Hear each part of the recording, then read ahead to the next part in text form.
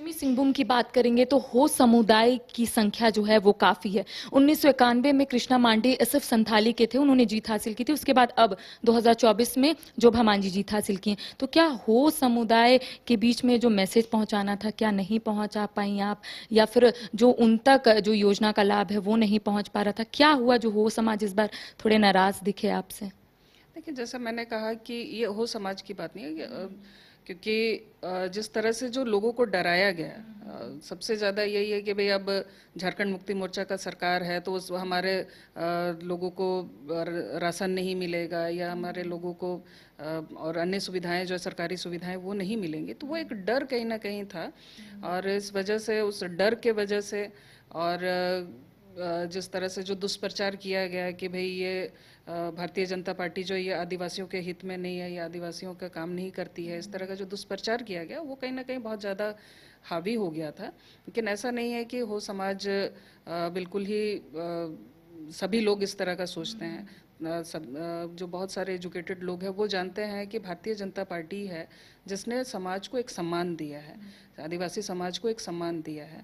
और लोग इस बात को एक्सेप्ट करते हैं, लोग इस बात को मानते भी हैं कि भारतीय जनता पार्टी में ही अगर हम देखें तो सबसे ज़्यादा आदिवासियों का विकास हुआ है। उनको पढ़ने का एक व्यवस्था दिया गया, उनके बच्चों को जो एजुकेट हो। आज उस क्षेत्र में देखिएगा तो 30,000 प्लस बच्चे ड्रॉप आउट हैं उस क्षेत्र में। सिर्फ सिंहभूम की मैं बात कर रही हूँ।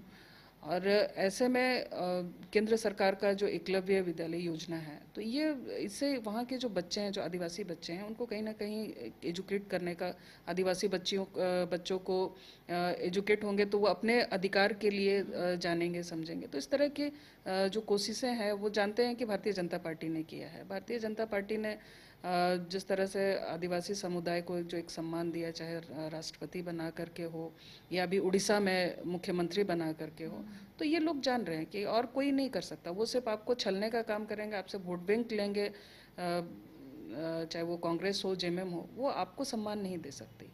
अच्छा, ऐसा माना जाता है कि कोल्हान और संताल में बीजेपी की पकड़ उतनी मजबूत नहीं है, और यही वजह थी कि प्रधानमंत्री नरेंद्र मोदी सबसे पहले पश्चिमी सिंहभूम जाते हैं, वहां पर लोगों को संबोधित करते हैं।